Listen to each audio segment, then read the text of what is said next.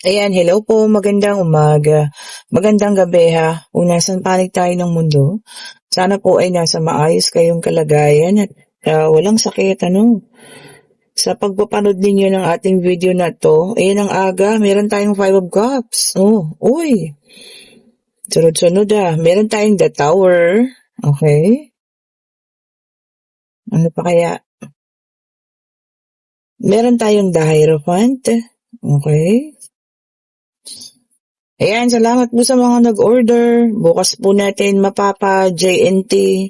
Pasensya na po kasi inantay ko yung payment nung iba para sabay-sabay na po bukas ha. Ayan, huwag kayong mag-alala, maaga natin yung ipapadala bukas. Meron tayong King of Wands. Okay po. Ayan, lapit nga natin. Ayan. Tignan pa natin po ha, kung anong lalabas at talagang nagmamadali. Meron tayo ditong the Strength. Nagmamadali yung ating baraha. Naku, may nakapa-jackpot na pala sa loto, no? Naku, kung kayo po ay nanonood sa akin, paramdam naman kayo. Kung sino naman po yung nag-iisang winner, no? Nung 400 million ba yun? 300 million. Congratulations po sa inyo. Ayan. Kung kayo po ay nakapanood sa akin at bigla ang nakapag-isip magtaya. Ayan. Huwag po kayong mag-alala, hindi naman kami hihingi ng balato. Ayan. Gusto ko lang malaman kung isa kayo sa mga nanood sa akin noon nung binasa ko ang reading ngayon. Ayan, and anyway, congratulations po. Ayan. At sa mga mananalo pa, congratulations. Okay, and then meron tayong sa pang second na spread. Meron tayong the strength. Nandirito ang ating Queen of Wands. O Paris, ito ha. King of Wands and then Queen of Wands. At nandirito rin ang ating Queen of Pentacles. Okay. So, dito meron tayong nakikita dito, Five of Cups, malungkot. Malungkot po ang taong ito. Kung alin naman itong person na ito gusto niya kasing patunayan sa iyo na siya po ay nagbago na. Ayan pero parang ikaw ay hindi ka naniniwala. Alam niyo bang pagkatapos niyang magkasira ay mas natuto siya sa kanyang buhay. Ayan, naging masipag sa hanap buhay. Kumbaga kung paano yung ginawa mong pag-ayos din sa buhay mo, sinabayan ka niya. Kaya nga Queen and King of Wands kayo Pero ikaw kasi may pagka-Queen of Pentacles, ayan, marunong humawak ng pera. Ayan Ang kinalulungkot niya lang dito kahit na anong pakita niya sa'yo na pagbabago, parang hindi ka daw po naniniwala. Sige, lumabas ang The Justice. Kumbaga kung ano yung sakit ng kalooban na nararamdaman niya ngayon, parang feeling ko ito rin yung naramdaman mo before Kasi nga, 'di ba, sinaktan ka niya, tapos alam mo yun, parang wala siyang pakialam ng mga panahon na yun, kasi importante sa kanya yung kanyang Bruhilda, no? Proud na proud siya. Kaya ngayon hindi ka naniniwala kahit na anong gawin niya na pagpapakita sa iyo ng pagmamahal, ng pakikita ng pagbabago, ayun. Parang, alam mo yun, sarado na ang isip mo para sa kanya, no?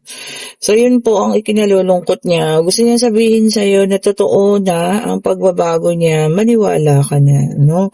This time, totoong-totoo na po at maniwala ka na po. Meron na rin kasing the justice. Ibig sabihin po, tinamaan na to ng konsensya. Kahit gaano ka itim ng kanyang budi. Tawa na naman ako. Hindi po. Ibig sabihin kahit na gaano ka, alam niyo yun, nasama naman ng nagawa, tinamaan na po ng konsensya ang taong ito. Tinamaan na rin ng karma po. Ayan maniwala ka po, tunay ang kanyang pagsisisi. Pero kasi, baka din kasi naman ikaw, no, okay ka na kahit wala siya. Kumbaga, moving forward na, baka yun pa yung isang bagay na hindi niya po matanggap, Okay. So, malungkot ang taong ito ngayon Kasi nga, ayaw mong maniwala tungkol sa kanyang pagbabago. Oh, ayan. Meron kasing talagang taong, naku, sabi ko nga, pagka umayaw na, ayaw na po talaga eh. Kahit nasang katerba pang bagay ang iregalo sa taong yan o ibigay, pag ayaw, ayaw. Di po ba?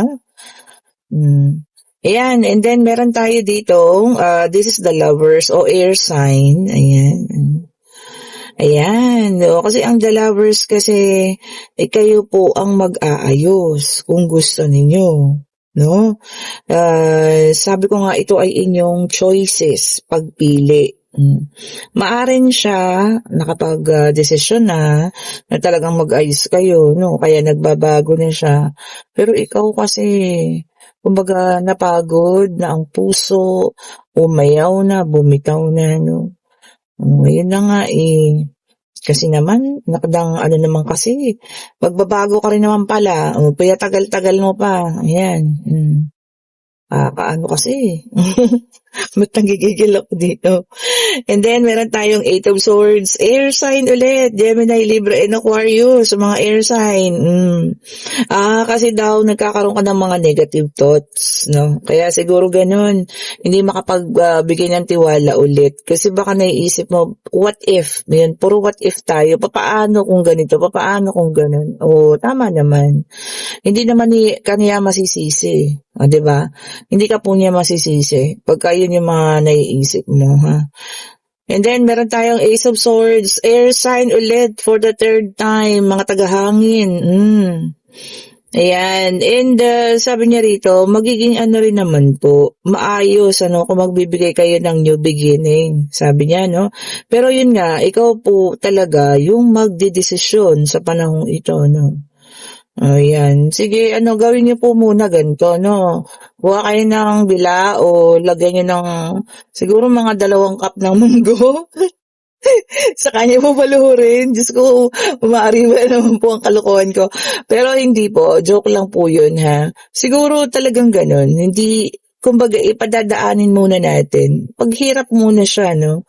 Kumbaga, paghirapan niya muna bago kanya makuha ulit or makuha niya yung trust mo. Tama po? Agree ba kayo dyan? Comment down below, ha? Pero okay pa rin po yung sa munggo kung gusto niyo naman. Di po ba?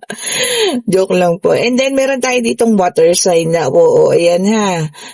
Six of Cups in reverse, water sign, Cancer, Scorpio, and Pisces. Ayan. Forgiveness. Ang ganda. Talaga ang barahan nagsasabi sa inyo, no? Forgiveness. Pagpapatawad. Okay. So, kayo na po ha. Magdesisyon. Pero sabi ko nga, hindi madali-dali. Hindi madali yan. Talagang hindi madaling ibigay ulit. Kahit nag-aano pa yung pagpapakita niya na nagbago na. Siyempre, may magdadalawang isip at meron pa rin kayong pagdadalawang isip. Di po ba? Okay. Tingnan pa natin po ha. Ito para sa iba naman. Three of Swords, naka-reverse, Earth sign, ayan. Kung yung iba talaga dito sa inyo, no, recovery na. Ayan. Moving forward na. Nasa recovery period na. Okay naman po yun para talagang sige na, eto na. Magtapos na kung ano man sakit yung nararamdaman ninyo, mag-recover na po ha. Which is a good thing. And then meron tayong Page of Swords, air sign, puro air talaga ha. Sabi niya rito yung iba sa inyo, may mga gusto pong malaman. Ayan na. Mga bagong information. Ayan. May mga gusto kayong alamin. Ano po ito? Tungkol saan? Pwedeng sa pag-ibig, sa pagnenegosyo, no? Kung ano man yan. Kung gusto niyo madagdagan ng inyong kaalaman. Sabi niya kasi new knowledge. Yan ha. Kung baga may gusto mga pag-aralan, maaaring pagluluto. Ayan. Pananahi. Ayan. Pwede rin pong new skills. Kung baga, ganun. Ayan, kung ano man yan, basta ikakabuti ninyo, wala pong masama yan ha. Okay lang po yan. Pero kung kayo po ay mag-aaral para mangkulam, ito na naman. Yan po ay hindi maganda. Okay po, ayan. Kung yun naman ang inyong pag-aaralan, naku, masama po yan ha. Sabi ko nga sa inyo, may balik ang mga ganyang bagay. Okay po. Then, meron tayo dito, the same thing, Five of Cups, water sign, ayan. Pagtanggap. Kung ano man po yung mga pangyayari 'no, kung ano man yung mga nangyari na, tapos na or nangyayari sa ngayon. Sabi niya acceptance, oo nga naman. Para po tayo makatapos or makalampas na kung ano man yung pinagdadaanan, tanggapin po ng buong puso, ano. Umiyak ka hanggang gusto mo, hanggang sa mapagod ka 'no, hanggang sa matapos yung sakit na nararamdaman mo po. Ayan, acceptance at pagtanggap, okey po, and moving forward. Okay, and then meron tayong Ace of Pentacles, Earth sign, ayan, naka-reverse naman ito 'no. Taurus, Virgo, and Capricorn. So, parang kumpleto na yata 'no, or wala pa si fire sign, okay. Ay naku, yung iba sa inyo 'no, may mapapalampas na oportunidad. Sayang naman. Wag po natin palampasin ang mga oportunidad ha, lalo na kung magaganda po yung paparating. Naku, nakakapanghinayang po yan, sabi ko sa inyo, nakakapanghinayang. 'Di ba? Lalo na kung tungkol sa financial yan, naku, tapos makakabitaw kayo 'no, or mapapalampas ninyo, sayang po yan. Earth sign ulit. Yan, sabi rito 'no, yung iba sa inyo iniisip lang talaga ngayon ang inyong financial growth, kung papaano, makakaalis sa kahirapan or kung gusto talagang yumaman ano. Marami po ang gusto talaga ngayon ano, makalampas na sa kahirapan or makatapos sa mga pagbabayad ng utang, mga ganyan ano. Marami po talaga. Alam niyo yun, sa hirap ng buhay natin ano, parang ang iba nga parang doon na lamang nabubuhay ano. Yung cycle ba, magbabayad ka ng utang tapos uutang ka ulit. Ang hirap po ano, sobrang hirap. Pero huwag kayong mag-alala ha. Sabi ko nga kahit sa Amerika ganyan din po ang kanilang buhay. Bakit ko alam? Ako po ay nagtatrabaho sa financial sa mga Amerikano po ha, kaya alam ko 'yan. Maniwala po kayo sa akin, mas malalaki pa yung kanila kaysa po dito sa atin. Okay, moving forward. Okay, meron tayo ditong Six of Pentacles, Earth sign. Meron kayong matatanggap. Regalo, bonuses, no, kaperahan, kung ano man yan. May matatanggap daw po kayo. O kung kanino magmumula ha. Baka bonus ninyo, incentive, mga ganyan, ano. I-enjoy lang, pinagpaguran yan, pinaghirapan nyo po yan. I-enjoy nyo po yan, ha. At ingatan din po. Kung ano yung matatanggap ninyo na yan, ha. Pwede rin pong regalo, ano. Kung merong humahanga sa inyo, kung birthday niyo ngayon, kaarawan ninyo, ayan. Okay, and then meron tayo dito, Seven of Swords, air sign ulit. Okay, itong nakalulungkot, ano, merong magtatangka na manloko sa inyo, ayan, fraud. Ang fraud kasi, pwedeng gayahin ka niya, pwedeng magpanggap siya na ikaw. Okay po, para may makuha siya kung saan man ano. So ingat-ingat po sa mga ganitong ano ha, klase ng tao po kung kayo'y gagamitin ano. Ito na ang fire sign, biglang nag-flip. Meron tayong 9 of Wands, ayan. Lakasan pa po yung loob. Ayan. Tapangan pa sa hamon ng buhay. Huwag tayong bibigay ha, kahit gaano pa po kabigat yan. Huwag tayong bumitaw, manalangin. Ayan. At huwag pong kakalimutan ano, na lagi pong merong bagong umagang parating at bagong pag-asa po ha. Kung kayo ay nakakaramdam na para bang wala na talaga, eto na lang, hanggang dito na lang. Hindi po bilog po ang mundo. Sabi ko nga sa inyo. Tables will turn. Ayan. Iikot ang lamesa, iikot ang gulong ng kapalaran, ang wheel of fortune. Hindi po laging ganyan. Siyempre, kailangan din natin kumilos at higit sa lahat po, panalangin at alam niyo yung pagtawag sa Panginoon. Okay po. Ito na, pwede na kayong, ito na pala mga numero. Ayan ha. May mga sinuwerte ba kagabi or ngayon? Ayan, sana po dumami, no? Pero wag na nga lang natin gawing ano po ha, wag tayong maging addict sa pagtataya. Sabi ko nga pa, tama na pa 20-20, no? Ako nga, nung nanalo ko ng 50 pesos, tuwan-tuwa na ako eh. Di ba? 50 pesos lang yun ha.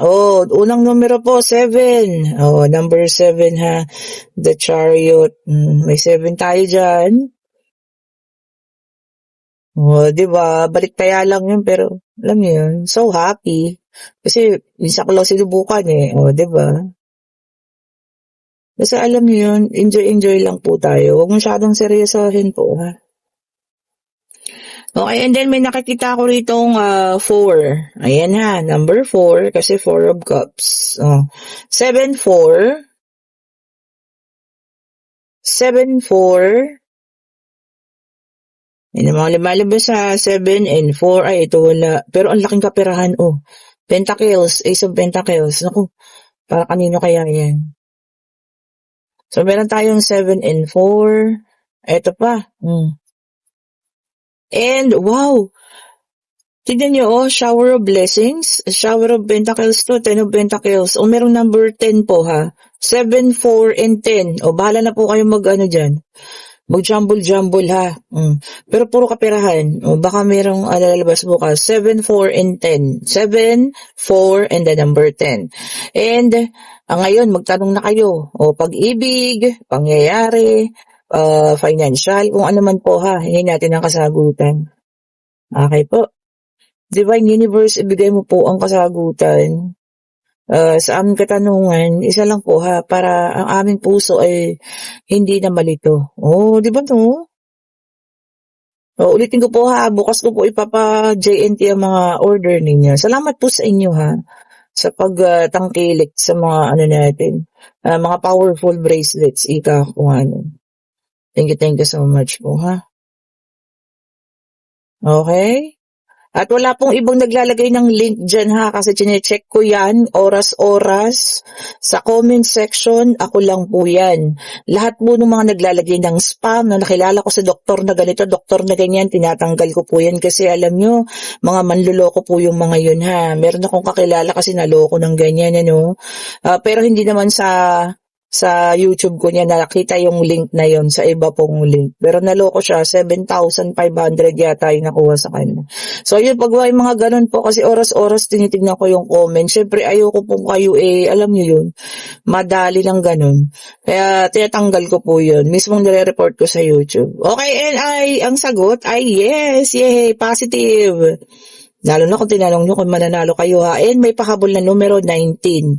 So, ulitin natin ang mga numero 7, 4, tapos 10 and 19. O, kayo na bahala Kayo na pong bahalang mag-jumble. And ang sagot po ay yes. And this is a positivity card. Napaka-positive na card po. Kung ano man yung tinanong nyo, yes po ang sagot. O, ayan. And kung nagugustuhan nyo ating reading like, ayan. Pa-share, share, and then subscribe. O, ayan ha, sa ating YouTube channel po. And salamat po sa mga bagong subscribers, sa mga datihan na, sa mga bumabalik, ayan. Sa mga bago, sa mga dati pa, sa mga nakakausap po sa Messenger, ayan po. Yun lang po doon sa mga bago po, wag lang po kayong bigla-bigla po natatawag kasi po minsan natutulog ako, nagugulat po ako ha. Pasensya na po kayo, hindi ko nasasagot. Bigla ako pong na-end call. Kasi po minsan tulog po ako. Ayan.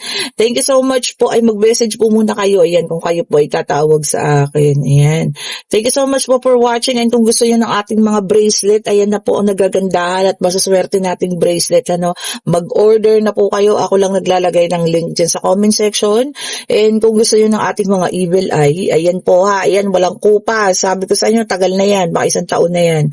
And money ring, same thing po ha. Ito ang ating citrine, ayan, Lucky Citrine ko. At syempre, ang aking Cormina, lahat ng bibili may Lucky Cormina. Okay po, ayan, mag-chat na kayo, click nyo lang yung link po nandiyan sa comment section. Thank you so much for watching po, have a great day, happy Monday, thank you so much, and stay safe po sa lahat, bye bye po.